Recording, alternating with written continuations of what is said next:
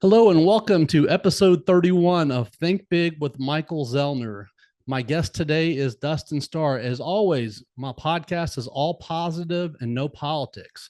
Dustin is the co-owner and host of Championship Wrestling along with his wife Maria, which airs every Saturday on CW30 at noon, and also it's live on YouTube, and you can watch that from anywhere around the world. And he also hosts the Grind City Wrestling podcast, which airs every week. Dustin, welcome to the show. Thank you. I love the name of it. Think big. Awesome. Oh yeah. Thank you very much. Thank you. Thanks for having me. My pleasure. So tell us something interesting about yourself that most people don't know. Oh my gosh, you hit me with their left hook right off the jump. I'm an artist. I won several different awards in grade school and high school, whether it was drawing or there was something called scratch art. There were always these competitions and contests and stuff. And I remember just like it was yesterday, even though it was like elementary school and going through, but doing art and drawing cartoons. And I got in trouble one time for drawing Beavis and Butthead in middle school. And I didn't know what they were doing was inappropriate or nothing. I was just drawing what I saw on TV. Also, poetry and writing seems to be something that people think I kind of have a knack for. At least back in school and everything, I had several poems that were published in the school book. And cool. Yeah, I guess that's something. Yeah, that's every now and then I'll do some drawing or something. But for the most part, I so busy that you can't just sit down and draw a picture anymore. Right. At the very young age of 5, you knew you wanted to be a wrestler. You started doing promos in the mirror, pretending you were talking to Lance Russell and Dave Brown. Do you remember some of the things that you supposedly talked about with them on those promos? Oh my gosh, Lance, Dave, you're looking at the one and only delicious Dustin Starr. Do you know that you're standing here next to blah, blah, blah, just stuff like that, but looking in the mirror and cutting the promos. And I think really the cool thing though, when and I didn't know back then, but now I look at it, is what's interesting. It was Lance and Dave, because WWF and WCW had their shows, and naturally everybody wanted to be on the big time. And so, like as a kid, that didn't even cross my mind. I mean, yeah, WWF was cool, and so was WCW, but I wanted to be talking to Lance and Dave, so I practiced my promos just talking trash to Lance and Dave. So, yeah, that's what I did. It was such a fun. I remember growing up as a kid and going to Channel 5 Wrestling on Saturdays. And it's the one thing on Saturday morning. I loved cartoons in the morning, but more than that, I couldn't wait till 11 o'clock, till wrestling came on television. We would take a summer vacation with my grandparents out to Fort Myers and Sanibel Island and stuff in Florida. And so we would be gone for 3 or 4 weeks of the summer. And we would tell our parents, hey, make sure you record Memphis Wrestling. And so when we would get back from vacation, me and my sisters were into it too. I have 3 sisters, and we would all watch Memphis Wrestling. We would binge watch it, like 3 or 4 episodes, all back to back to back. And that was before Netflix had the whole binge watching and hey, let's binge watch this season of Stranger Things or whatever. So yeah, man, we watched every single time. We would go to the Coliseum on Mondays. We would be there sometimes in studio, but definitely in front of the television. And then later on, when I started training to wrestle, I was able to go and help set up rings and kind of see how they put TV together and all that kind of stuff. So yeah, definitely some great childhood memories. And that's all I ever wanted to do. That was kind of it, was being a pro wrestler. So, you talk about the Coliseum, and I know you went to the Coliseum and you watched matches. And I think your first WrestleMania 7 in 1991 was like the first show, WrestleMania, and Hulk Hogan and Sergeant Slaughter were going at it. And you said, quote, I was converted, done, converted. Yes. You obviously had that moment when you knew right then and there, this is definitely what you wanted to do with your life. Yeah, watching Memphis Wrestling, I that's right down the street from me. I knew that, like I was close. I could do that one day. But yeah, it was WrestleMania 6 at the Toronto Sky Dome. It was the Ultimate Challenge. Hogan versus Warrior. Hulk Hogan was the world champion. Ultimate Warrior was the Intercontinental champion. It was the first time ever that they did title for title, and it was two good guys. I mean, you had the 2 most popular wrestlers in the entire world on the planet going one-on-one, and them being face-to-face, nose-to-nose with paint and the hair, and then the Hulkster, of course, and they're just, it was just awesome, and it really fired me up. 90,000 strong, Toronto Sky Dome. the ultimate challenge. Yeah, that's my favorite match of all time.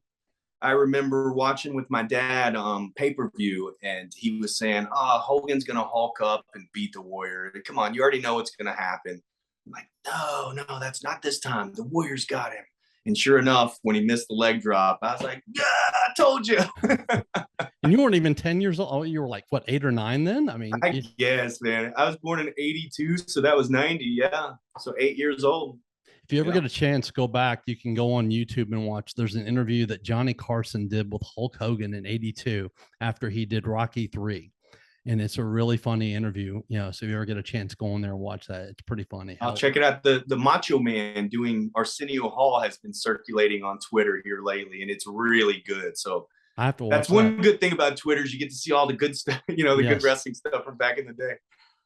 At 15 years old, your mom, I think she drove you to a diner in West Memphis, Arkansas, and you met with the late wrestler and wrestling coach, the outlaw Don Bass. And your parents helped you with the down payment. And, then for the next couple of years, you said you paid your own way and you trained with them.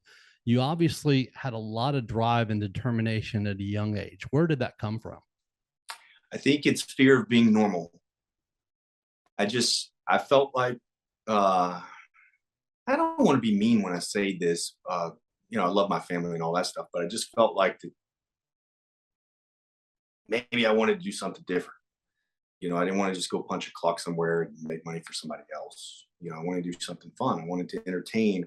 And I think that's where wrestling came in, is it to me is one of the most raw forms of entertainment. You have one take, you can't do it over. You can't say, I messed that body slam up. Hold on, guys. Let me do it one more time. Because you're in front of a live audience. It's a lot of ad lib. It's very much like sales in the sense that they cheer for you if they like you, and they boo you if they don't. They buy from you if they like you, and they don't if they don't. You know what I mean? So, you did your homework, man. My mom drove me out to a truck stop, and we met Outlaw Don Bass, and she signed the waiver, helped with the deposit, and that was kind of it. It was all up to me at that point. And I was flipping burgers at Steak and Shake. And I remember that when I was going to have my first match, I'm quitting this job. And I did. I quit when I had my first match. And I remember 2 weeks later going back and begging for my job back because I wasn't making any money. But yeah, it was the grind, man. I think I just didn't want to have a regular everyday job. And I still don't. So anything to keep from getting a real job. I understand.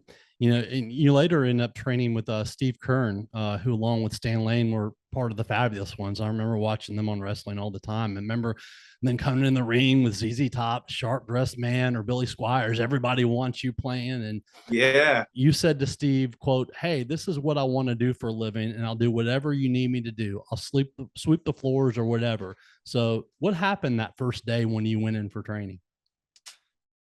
Oh man, it was a like, what does Arn Anderson say? It was like a cold slap in the face. Yeah, it was a wake-up call for sure. So I remember seeing Steve Kern several times. He was one of the agents on one of my matches. And I remember after the match, he just kind of shook his head like, and he was looking at the other guy because he didn't give me a whole lot in that WWE match. You're out there to make him look good. So we built a rapport there, and then, told him what my plan was and that I wanted to work there full time, do anything. And he take a kind of a liking to me because I was from Memphis, and there was some great memories that Steve Kern and Stan Lane had in Memphis. And so be able to work with him and Dr. Tom Pritchard as my coaches, having been from Memphis, that's what they called me. Memphis. Hey, Memphis, get over here. Memphis was always in trouble. He was always in the principal's office or something, getting in trouble. But Steve Kern, he was one of the coaches. He was really, really good.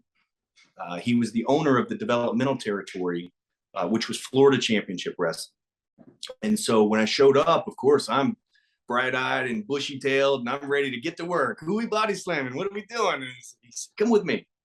Welcome." And he pulled me into the actual arena because there was a couple of different rooms. It was small, but a couple of different rooms with a couple rings in there and stuff. But this was the one where they taped television, kind of like at the WrestleCenter where we have. And he said, "You know what you told me?" I said, "Yes, sir. You can do anything, even sweep the floors." He reminded me, and I said, "Yes, sir." Handed me a broom, and I swept the whole floor of the arena and did not complain, and just like, okay.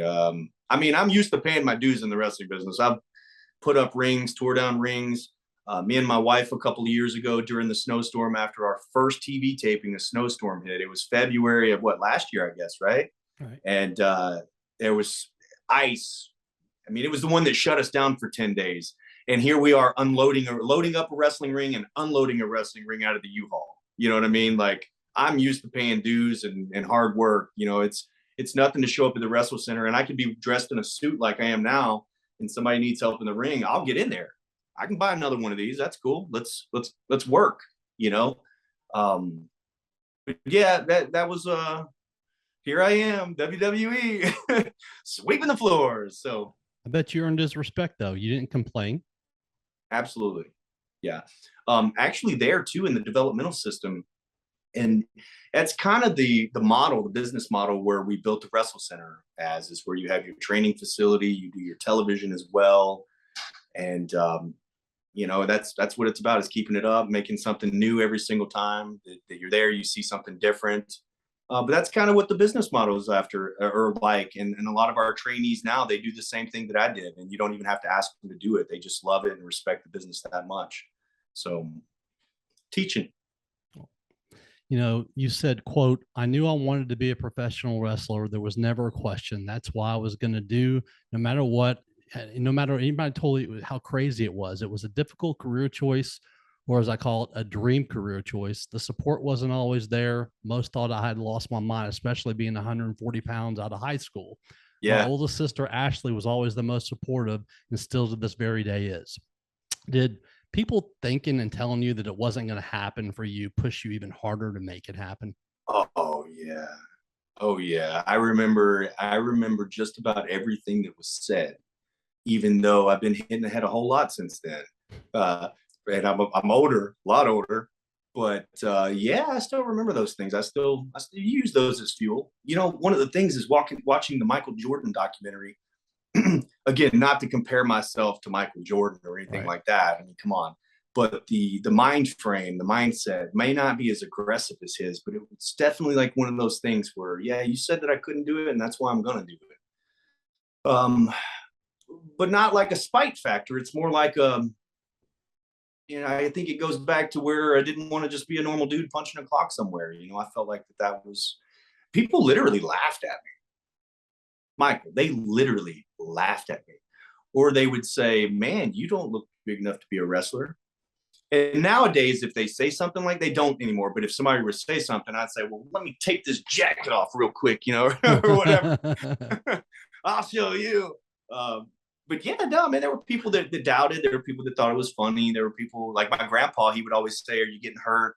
Are they hurting you?" Because I was smaller than everybody else. And then, you know, I basically grew up in a wrestling locker room, honestly. If I was 15 years old in wrestling locker rooms, especially now that I'm almost 40 looking back, you know, a 15-year-old is not an adult. Right. You know, so I was able to learn some things that I probably shouldn't have learned at that time. And I'm not talking like bad. There were some bad things, but there was a lot of good things of just, you know, social cues and locker room etiquette and having a rapport with everybody. You know, like at FedEx Forum, man, I'm friends with the ticket takers, the ushers, the MCs, the broadcasters, everybody. I want to be friends with everybody because we're just all a big network and a big family. And it was kind of similar with the wrestling business, you know, and especially now at the WrestleCenter, we all have known each other 10, 15, 20 years. Right. So I feel like sometimes that comes through on the television screen because there is a natural comfort when you know somebody that long.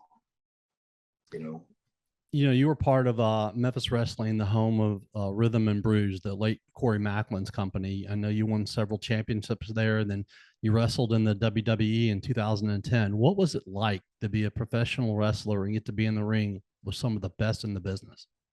Awesome. A lot of the stuff that takes place happens before the cameras even turn on. So, you know, Monday Night Raw doesn't come on until 7 p.m., but we're there at 10 a.m. And then about 11, 12 in that morning, that afternoon, you're in your gear and you're working out in the ring and you're showing the producers, you're showing the agents, you're showing the other wrestlers that, hey, I'm here and I belong. And a lot of people get signed based off of those tryouts and all that kind of stuff. I forget what the original question was. Yeah. What was it like to being in the, yeah. You would wrestle maybe 3 matches back to back to back. And a lot of it was just to see what your endurance was. Like, what does this guy have? And then they give you feedback, and then you have to fix it, or they sign you. But it was very cool. I was able to get in the ring with Great Khali, who is just this ginormous guy. I wrestled Matt Stryker, been in there with Tyler Rex. Now, these are some guys that were that these matches were for them and all that kind of stuff. But eventually those workouts and everything, and taking the feedback and applying the feedback, and then coming back and asking for the job or asking for the opportunity or earning the opportunity. That's kind of how you have to do it in there. I remember after one workout, I mean, everybody was ringside. Triple H, Arn Anderson, Shane McMahon. It was the who's who of wrestling. And I wrestled 3 matches in front of them. Rolled out of the ring. They gave me some feedback, and they said, "Yeah, you're good in the ring. This is good. That's good. And your body's pretty decent too. So keep working, and then we'll circle back around." So I thought, oh no. And so I took one thing. They said that I looked okay. So I need to get in better shape. And so you kind of have to be a realist and say, all right, WWE has this caliber of talent. If you put yourself in the middle of their squared circle, do you belong? Right. And so from my viewpoint, I didn't. And so then I dieted. When I came back about 6 months later for another tryout, they asked me if I knew that they had a wellness policy, which is like a drug testing. Right. And I took that as a compliment, because obviously I had not. And they asked me if I gained weight. I actually lost, 20 to 30 pounds. I went back at like 185. I was 215, went back at like 185, 190, and was just much leaner and just tip top shape, I felt. And then ultimately that's when they signed me, because you go back and say, hey, you had me here before. I've done this, this, and this. And then they're impressed with you because something that they told you to get better at, you did. And then from there, it's just if they want you or not, But being in the ring with those guys, it definitely, and girls, it really steps up your game, because you sit down in the car after doing a spot and you look at your buddy and you're like, whew, we got to get to work. And he's like, yep. And that's what happened to us. We're like, we got to get to work. And then we started working even harder from there. But you were Mr. Tennessee's men's physique champion and action nutrition athlete in back-to-back years in 2012 and 2013. That's pretty amazing. Why did you decide to compete in that? I think it was ego, to be honest with you, Michael. I'm just going to be honest. I was getting out of wrestling. And one of my buddies was a bodybuilder, and he had been training me and taught me everything I know. His name's Del Rios, Spellbinder. He was a wrestler here in Memphis Wrestling. And he said, you should try this division. It's called men's physique. So I don't know about that, because I know you're strapped to the meals. I mean, you are. He said, man, you don't have to get that big. You just have to have kind of a model surfer look or something. That's kind of what they were going for. Obviously, they've gotten much bigger now. But I competed in Jackson, Tennessee at the Hub City Fitness Expo and won overall men's physique. And so, of course, Dell was saying, hey, go for Tennessee State. It's coming up. You're already in shape. It's like, all right. And so then we trained for that. And now, surprisingly, literally, if you would have told me, I grew up Arnold Schwarzenegger, Sylvester Stallone, Ultimate Warrior that we talked about, Buff Bagwell, Scott Steiners, all the guys that were muscled up. And that's what I wanted. That's, I loved it. And so being able to do that, I never thought in a million years that I would even come close to winning a contest, much less the Tennessee State. And then we did it twice. So we did 2012 and 2013 and won it back to back. And I kind of halfway jokingly say ego. There was a lot of ego involved, but also I kind of wanted there to be something, because I did end up getting back in the ring, but I wanted there to be something that was legit. A lot of wrestlers come out and they have these claims and it's part of their gimmick. And just for people to go, oh, he's lying. Yeah, you didn't do that. You're not whatever. And so I wanted to have something that was real, to where when people saw me out there with Maria kissing her and flexing and being a total jerk, right? That they would say, he's not a two-time Mr. Tennessee. And then when they Google, they'd be like, oh, wait, he is. I just thought that there was a little bit of a realism to that character. And that's kind of the story there. But being in that type of shape, I felt like I got to get back in the ring. And then, of course, I fell in love with it again. And just here we are. I never thought I'd be sitting here as like a wrestling promoter either. But I guess life comes at you. Absolutely. Full circle there. Sheila Jefferson, who was a property manager at Mikowski Ringgold Greenberg, was a client of yours. Yeah. And back in 2013, she said of you, quote, Dustin has the unique way of making you feel that you're the only client he has and satisfying your needs is his only goal. He went above and beyond to meet our needs. Your time and efforts are appreciated. You're obviously, a really genuine guy. You have great people skills. Where did you develop that strong work ethic from? I have no idea. I don't know. It's, I think it just goes back to that, what we were talking about earlier, like, if you don't have a 9 to 5, I mean, how do you make money? You've got to grind. If you don't have something on the calendar, then you're unemployed. That's the bottom line. But that's funny, Miss Sheila. I love Miss Sheila. I think that I've met some wrestlers that didn't meet the expectation that I thought. You love them on screen, but then you kind of think they're not so cool out of the ring. And unfortunately, there's quite a few of those. But also, with that being said, this is a positive podcast, so there's a lot of them that will blow you away that you think are just total jerks, and those are the nicest guys in the world. So I guess I just feel like that if somebody's gonna cheer for me, or follow my pages, or tune in to watch what we're doing and stuff, I mean, that will never get old. Maria, Brady, and the kids here, they kind of laugh a little bit, because if somebody comes over and talks to us, I still think that that's cool. That will never get old. Me walking into a store and somebody saying, "Dustin Starr, what are you doing here?" and me having no idea who they are. It's just really cool. And so I think I take that into account too. Just, I don't know. I love it. Yeah. You never know when you're going to, just being nice and genuine to somebody that comes up and approaches you, what someone's going through. Just making that person's day. Just being nice and talking to them for just a minute. I'll tell people that too. If gosh, I received an email this morning that was just fantastic, and it was like, "Hey, thanks, you just made my day." There's so much crazy stuff going on out there that I know sometimes that's weird, but I do feel like sometimes, yeah, thank you for that. You made my day. So hopefully, some of the stuff that we do makes somebody's day. But I love that. And then also, I've got some nieces and nephews that just really love it. They love going to the WrestleCenter, and at first they don't know who any of the wrestlers are. Right. It's just like WWE. They haven't watched. They don't know who they are. So they don't. And then once they start learning and you see that they're having so much fun, that it just hits you. Over the years since local wrestling, it left Memphis airwaves, you talk about how the Grizzlies, the Redbirds, and Memphis 901 FC have helped keep wrestling alive in the area. How did they do that? Having wrestling nights. So the Redbirds and the Grizzlies have had some wrestling nights. And even if they're not branded, Memphis Wrestling or, Dustin Starr or whatever, that's still, we missed 2 generations of wrestling fans. So, you have the Lawlers, Dundees, Lance, Dave, Jimmy Valiant, all the legends and everything.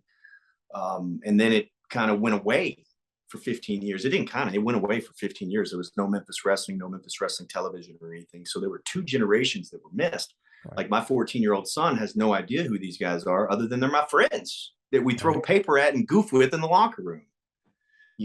So yeah, we missed 2 generations. Now we're back, and we're just trying to get everybody to learn about what we're doing.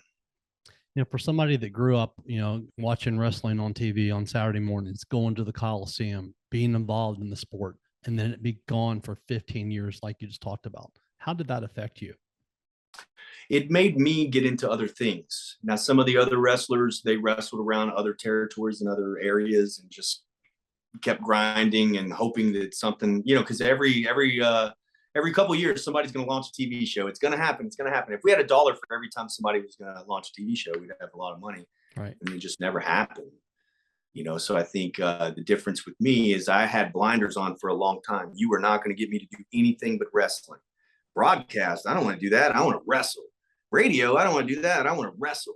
And so when I left WWE and other opportunities started to open up, like emceeing sporting events and sports entertainment and all that kind of stuff, I literally started looking at it for the first time ever and had no idea what I was doing. Actually, a quick little story of how I even got into emceeing games is that I was emceeing. I tried out at the Forum. So there were several years. This is good for somebody who's trying out for something that's not getting it. You try out and you don't get it, and then they invite you back to try out again. So I got invited to try out several times before I actually got the MC job at the Grizzlies. But the way that it all even happened is that I was doing one of the auditions, and somebody from the other room overheard my audition. And they knew that I worked for the newspaper at the time. And so they literally called the commercial appeal newspaper and asked for the wrestling guy. And so they literally transferred this dude all over the place till finally they got to me. It's like, oh, that's the okay. And he didn't even ask me to come in and try out. He just gave me the gig right there on the phone. So I was going to MC hockey. And I had never done it before. And so I told him, I think I need to watch somebody do it. And I'm like, just do it. Like, okay. And I'm actually glad that I didn't watch anybody else do it, because what I do is how I do it. Right. And it might have been a little bit different. And I think some of them, I had sleeveless there for a while, and it was just crazy. So it took a minute to get like the wardrobe right, because it wasn't wrestling, Now that I think back, it's hilarious. I had like a sleeveless thing or whatever. But anyway, they found me because they heard me auditioning for the Grizzlies. And then I did that and got experience, went off to WWE, came back, did another audition for the Grizzlies with Tam. It's when they were kind of launching Grind City Media. And then from there, I probably will never, ever forget it my entire life. After the audition, they called me and they said, hey, would you like to do the preseason game tomorrow? And I'm like, absolutely. So the preseason game, I fist bumped Zebo and I sang happy birthday to Mike Conley with the fans. I'm like, I'm done. If I never do this again, bucket list. I'm right. Cool, man. My favorite player is Zebo, right? And I love Mike Conley. And then the next day they called me back and asked me if I'd like to do the season. Absolutely. And so that's how all that started, is not getting it and just not getting mad and frustrated and all that stuff, and just seeing if another opportunity comes up and then doing it. No, you said, quote, I always thought there was an audience. That's because somebody was always talking about bringing wrestling back, just like you just mentioned. I never thought that people didn't want it. It was just a matter of presenting it and how to present it and where and that kind of stuff. And to think you started planning Memphis Championship Wrestling on a napkin and a pen with a pen. Tell us a little bit about how that happened. My uncle, I have an uncle. I've got several uncles, but my uncle Philip is just as smart as it can get. I mean, he's real estate guy, business owner, entrepreneur, family man, businessman. I mean, the guy is just fantastic. He's awesome. So a lot of times what I started doing, my side of the fame is a little bit different, so I can't really go to them for that, but he's hit it out of the park. So I can respect that and recognize that. So I was like, hey, Phil, let's go have some lunch. I want to run something by you. I want you to tell me if I'm crazy. And so just pulled out a napkin. It's probably about this big. I've got it somewhere. I'm going to frame it. But it's small, like beer napkin, really. You put your beer. And I said, okay, here's what I'm thinking. And I kind of drew a circle. And I said, I need a facility with my wrestling company. And here's how I'm going to make money. Here's the revenue. Boom, boom, boom. And I put a spoke. And I put all these spokes on it and had it. And I said, am I crazy? Because you're the business guy. You're not a wrestling guy. Tell me if I'm nuts. It's like, man, I don't think you're crazy. I think you might have something there. And so then it's like, all right, how am I going to execute it? We didn't dip into life savings and do all that kind of stuff. We had built the company off of the syndicated television program that's Championship Wrestling from Hollywood. And then the pandemic hit, when our goal all the time was to launch Memphis Wrestling. We had an event at AutoZone Park planned. It got canceled due to the pandemic. So then we just went all in after that and launched in February of 2021, February 14th on Valentine's Day, because I love Memphis Wrestling so much. So that's kind of how it all went down. But man, it was all planned on a napkin. And then of course another little insight here is that I took the napkin to a small group of guys that I thought would really be interested in it. And two of them were going to be my head trainers, and they are today. They're still my trainers at the facility. And the other was going to be a possible business partner. And they kind of were like, and so I said, okay. And so I saw those guys here recently. And I said, hey, remember that napkin? He's like, yep, you're doing it. I said, exactly the way that we wrote it down on that napkin. And so he's like kind of kicking himself at that point. But yeah, we off of the napkin, which sounds so crazy, but that's where the idea came. And then I developed another little kind of a business model type of thing and went back to my uncle And he doesn't have a stake in the company or anything like that. It's just my uncle that I was saying, hey man, tell me if I'm nuts, because don't let me do this just because I love wrestling, you know. And he's like, no, I think you got something. And so that's kind of how the ball started rolling. And then from there, you know, I'm really proud of the fact that we didn't have to, like, you know, I think the commercial people asked me, did you invest your life savings into this? And they were surprised that I said no. And you know, that we've kind of taken it a little bit slow with the plan. And I don't want to say slow, but like methodical, to where we know that we have to prove ourselves before we get certain things. Right. There needs to be longevity for people to really believe that you are truly the new Memphis Wrestling. And we're working on our second year right now. And I feel like that we could probably do this forever, as long as the fans keep watching and keep chanting and cheering. You know, before you started Memphis Championship Wrestling, you just mentioned about, you know, California wrestling. You and your wife Maria, you were calling matches that had been recorded, you know, I guess in Hollywood, in the workout room of your home in front of a big green screen. Was that difficult?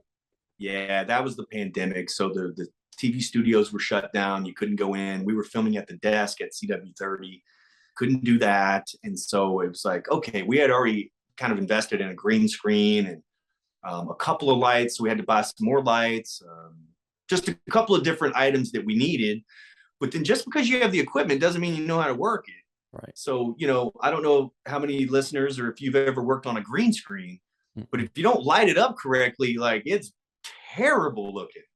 And so the first couple that we shot just weren't that great because we were still really green to it. And so then as it progressed, we got better and better. And so then I got better during the pandemic at how to do YouTube videos, like YouTube channels, and how to get people to watch, whether it's hashtagging or whatever the case may be. And then also one of the things is learning audio video and Adobe Premiere. So a lot of that stuff was pretty much self-taught during the pandemic, just because I was unemployed, man. Like during the pandemic, all I do is live entertainment. I was able to make that transition to where that's all I was doing. And then in one day it was taken all away. Right. Because pandemic. And I remember there was one time that we asked, like, what am I going to do? And it was like, well, I guess you're going to wait because nobody's hiring right now. Right. So yeah. That was a crazy time. But I was actually able to learn a lot of stuff. And then me and my son were able to share the YouTube thing, of course, because he watches YouTube all the time. And so it's like, all right, let's make these changes and see what happens next week. It's like, okay. And then we come back, you know, keep an eye on it, and then come back the next week and say, oh, that worked. All right. Because we remember nobody watching on YouTube. Like, you post videos and it's like goes into a black hole. Nobody sees it. Right. But then with consistency, and that's why I really believe that the consistency and the longevity that we have, more opportunities are going to open up because people will really start to believe in that, you know. You know, you lost a good friend of yours in the past few years, Brian Christopher Lawler. I remember watching him wrestle on, you know, WWE, WWF, and he was so charismatic and he was so full of energy. What was he like on a personal level? Same. He was a maniac. He was a madman. He was really fun. I mean, you could tell when he was, hey, when the waitress comes back, how do you think she's going to pick up the check? And he would get the notebook, you know how they put it in the notebook, and he would say, if she picks it up like this with this hand, I'm going to put a little ketchup right here. And he would literally go through his head like, okay, she's going to walk up, she's going to grab it right there, and I bet it gets on her hand. And for some reason, that was so funny to him. Awesome. Or I remember one time at Buffalo Wild Wings, he would come over and he would give him a gift card, and he would say, sir, your gift card is not working. And he, you know, he had scratched a couple of numbers off of it. He's like, well, maybe it's because the numbers are, and then he would somehow finagle a free meal. Wow. I mean, just like, you never knew what the dude was going to do. He was just crazy, but a lot of the animation and stuff probably from me comes from Brian Christopher, just being friends with him. I can tell you that oh yeah, it came from Brian Christopher, but not in the ring. It came from Brian Christopher, like in the car ride or in the locker room when somebody would say something, oh yeah, you know, and just kind of do it. And then I think as paying homage to him, almost like maybe even before he passed away, it was one of those things that I kind of started working in. And when I would yell, "Oh yeah," they would yell it back to me. So I knew I had something. I'd put it on my tights on the back and say, "Oh yeah." And, of course I put it all over the social and stuff, but the people made that happen because when I said it, they started saying it back. But that originated from Brian Christopher. So Brian was a guy that he was unpredictable in a good sense, a bad sense, every sense of the word. Right. He was very unpredictable.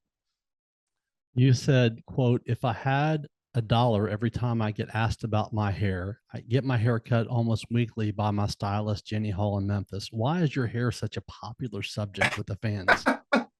I was waiting to see how long. I think I won a bet here. Waiting to see how long it took before the hair came up.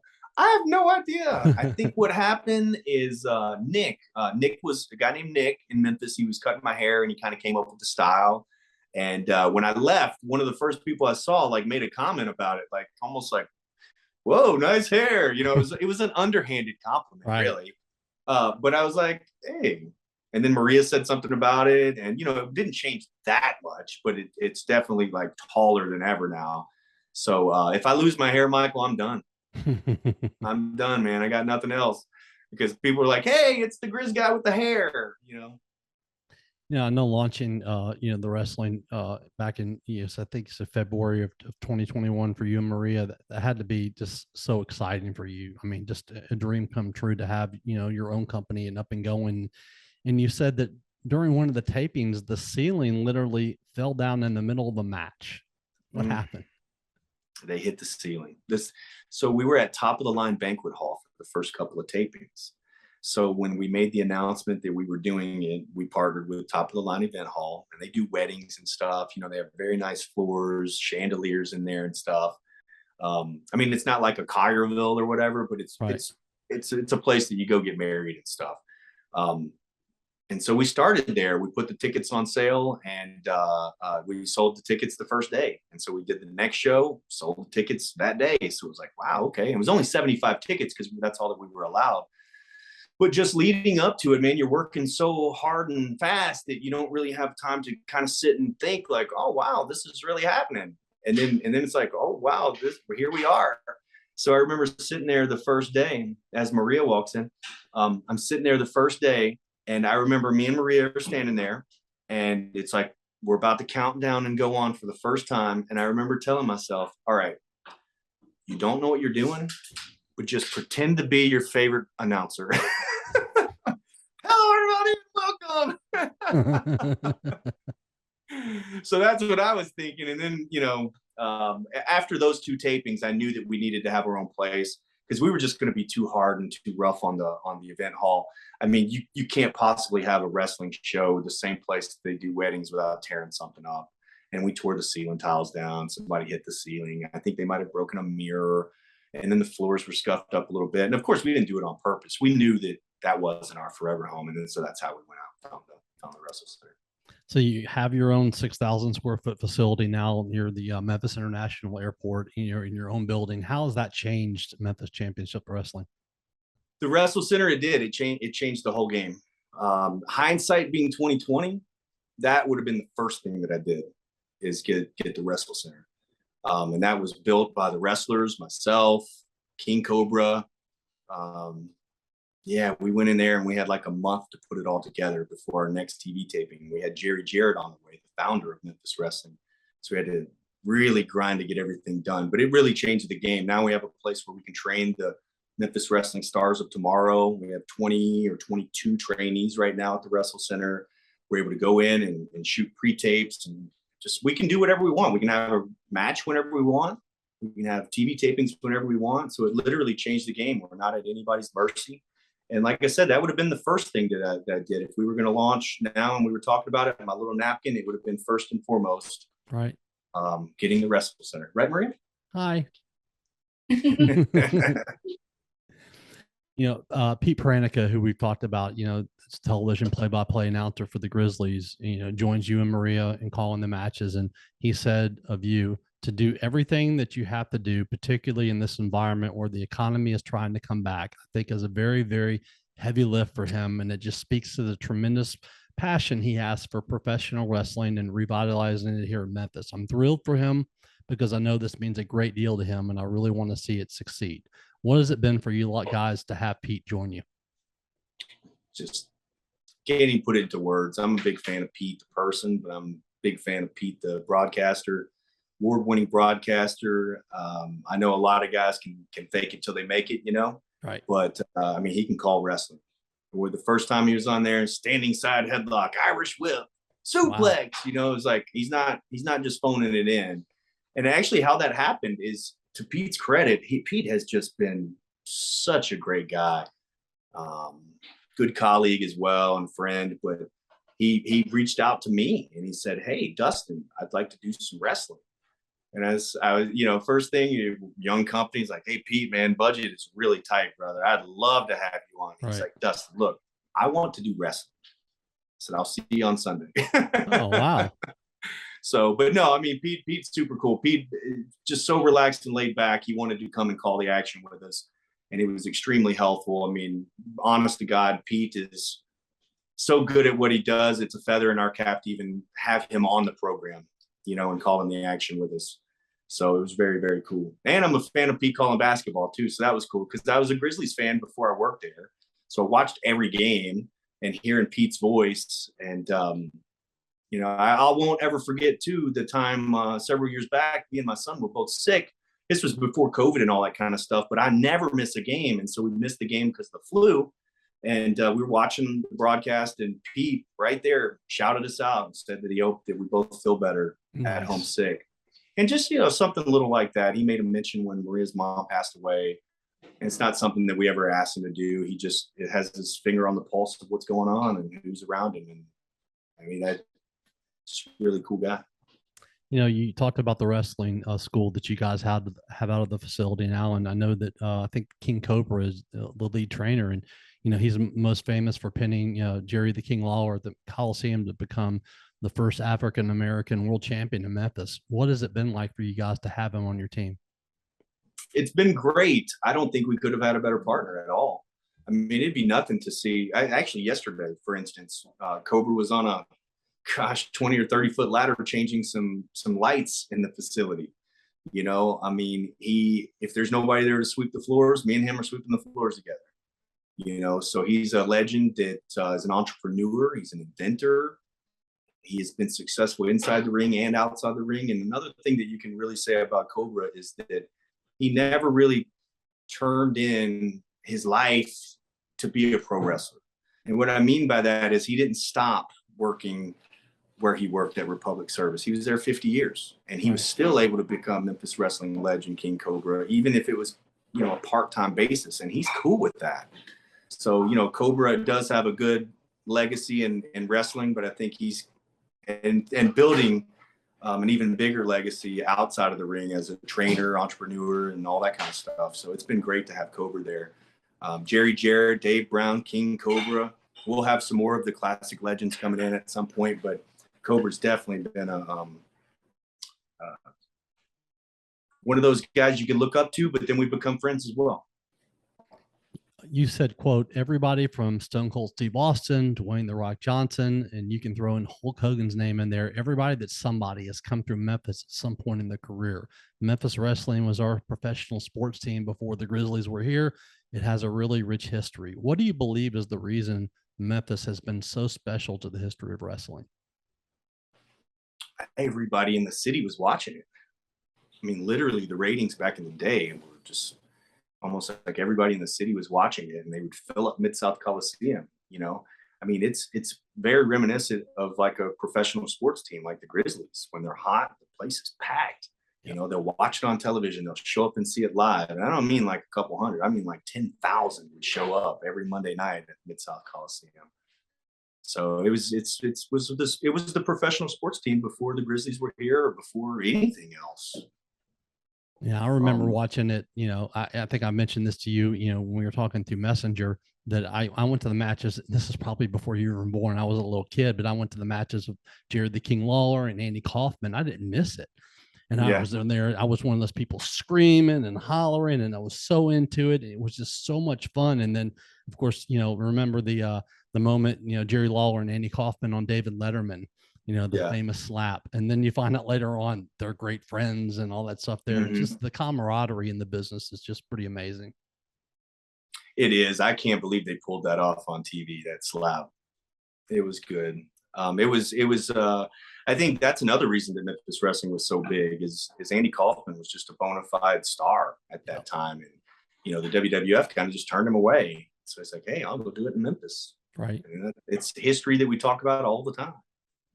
And you've had some of the all-time greats already come in, with championship wrestling, where Jerry Lawler, Dundee, Dutch Mantell, referee Jerry Calhoun, who I remember, so much. And one of my all-time favorites is Booker T. How did you get all of them involved? Well, throughout the years, I mean, we've done like sit down, kind of almost like stand-up comedy, but we're sitting down answering questions and telling stories. So that was some of the things with King and Jerry Calhoun and Dundee and stuff. So yeah, they've been, but Booker T, man, Booker T, I'm telling you, bona fide star. I mean, he is, if you think about it, he should be on the Mount Rushmore of professional wrestling, having won so many tag team titles, so many world titles. He was a guy that was, he was in jail for burglary and came back from all that to be one of the most decorated wrestlers in the history, right? And so then he came to Memphis and packed out the WrestleCenter. I mean, I can't even say enough good things about him. Somebody with his star power to come to our show, it's such a small venue, was fantastic. He also did great on media. Chris Vernon, they wanted to talk to him. ESPN Radio, I think everybody wanted to talk to Booker T. So that's how big of a deal he was. He helped us out tremendously. Such a funny guy. I tried to get him to do the spin-a-rooney. He says he only does the spin-a-rooney for Vince. You said, quote, over the last couple of years, our syndicated product helped get many of our athletes and broadcasters signed with major wrestling companies. We look forward to providing these same growth opportunities in Memphis. That has to be a big part of what this is about for you, isn't it? Helping wrestlers to succeed and take it into another level. Yes. And even those that we have some at our training facility that are 17 or 20, they're just very young. So I started at a young age at 15. And I wasn't able to have matches, but doing the training and all that kind of stuff. I had my first match when I think I was almost 17 and nobody knew about it. But I think that I could look and see them now and see what they can be just because of how I grew up. I mean, we talked about 140 pounds out of high school and just people laughing that I was being a wrestler. And then, years and years later, winning Mr. Tennessee, signing with WWE and all that kind of stuff. So, just because you look at a 15-year-old, 16 or 20-year-old kid and say, wow, they don't look like they're going to be, a superstar wrestler. Instead, look at it like, all right, with 2 or 3, 4, 5 years of development, and it took me a lot longer. I signed when I was 27. But if you keep at it and you fine tune and you get your body in shape, I just know that these folks that are with us right now are going to develop into something special. And we have several at the school right now that are going to do a great job for us on Memphis wrestling. And then eventually I think they're going to do a great job with another one of the larger companies out there. We do have some that are in our tool belt, so to speak, that you'll see at some point real soon on Memphis wrestling. That's awesome. You and Maria, I think you guys have been married about 7 years now, and you've been. How long have we been married, Maria? We've been married for 7, and we've been together for 12. 7, and we've been together 12. Yeah, I was about to say about 12 years have been together, and you have right on. There's a couple boys that you have. Is it Brady and Reese that you have? Brady and Reese. Oh yeah. And y'all met at a hockey game that you were hosting. Now that she's in the room, I can say, who approached who? Who approached who? She said you've done your homework. This was funny. I had just got back from WWE. This was my first game back. And I was working with somebody named Jennifer, and she had a friend there. And so I noticed she was talking to a friend or whatever. She came back down. I was like, hey, who's that? She's like, oh, that's my friend Maria. I was like, is she single? She's like, yeah. So I'll be right back. And so I went up and talked to her, and Maria just fell in love with me right off the jump. She could not take her eyes off me. She couldn't keep her hands off me or anything. It was the greatest thing ever. She's just looking at me. She wanted nothing to do with me, Michael. She wouldn't even go to dinner with me, dude. She made me take her to Chick-fil-A for lunch. So, pro wrestler coming up in here trying to take Maria out. She wasn't having it. So I was able to take her to Chick-fil-A for lunch. And then from that point on, we've seen each other every single day since then, with the exception of a handful. Actually, I'll tell you, I remember the first time that I actually really knew that we were officially dating is that I had a tryout at Impact Wrestling in Florida. And so I flew out to Orlando to wrestle for Impact. And I remember her calling and saying, "Hey, what are you doing?" I said, "Oh, I'm in the hotel and blah, blah, blah, blah." And she's like, "You didn't call me." I was like, "Call you for what?" She's like, "Well, you didn't call me when you landed or anything." And I knew right then, I was like, "Oh boy, I'm in trouble." That's how I knew we were dating for real. Good kind of trouble. Yeah. She's trying to ignore me now, so it's all good. All right. What are the most important lessons that you've learned in your life? Oh, wow. Keep your mouth shut. Yeah. Keep your mouth shut, mouth closed, ears open. Man, don't burn a bridge either. She says, "I love doing that. I don't burn bridges," but man, yeah, I think that's the thing is keep your mouth closed and your ears open for as long as you can. That might be the best one, actually. Or whether you think you can or you think you can't, you're right. Yep. How can people find you and follow you online?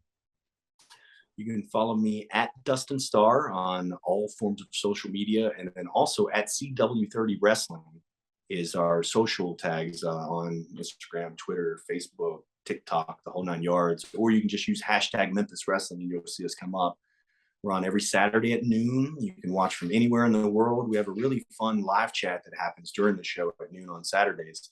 So you can come in with a couple hundred people or whatever and chat and talk. There's polls and, you really get a good feel. But it's actually very cool. You watch television and you can't hear what the people are saying to the TV. But when you're watching on YouTube with the people, you can see exactly what they're saying and what they like and what they don't like. But yeah, so that's it. YouTube.com/Championship Wrestling. That's the easiest way to find us. Great, man. I really appreciate your time. I know you're a really busy guy, and so I really appreciate you coming on today. It's been a pleasure to talk to you. Well, thank you for having me. I've listened to a couple of the podcasts. I love the one with Pete Pranica. It was funny. He was talking about the wrestlers all getting a kick out of him calling the matches, and he's right. When Pete's in town and he's at the desk, not that they don't like me and Maria calling the action, but when Pete's in the house, they feel like it's big time. So, big fan of what you're doing, and I appreciate you for having me on. Awesome. Thank you again. Yes, sir. All right. You take care.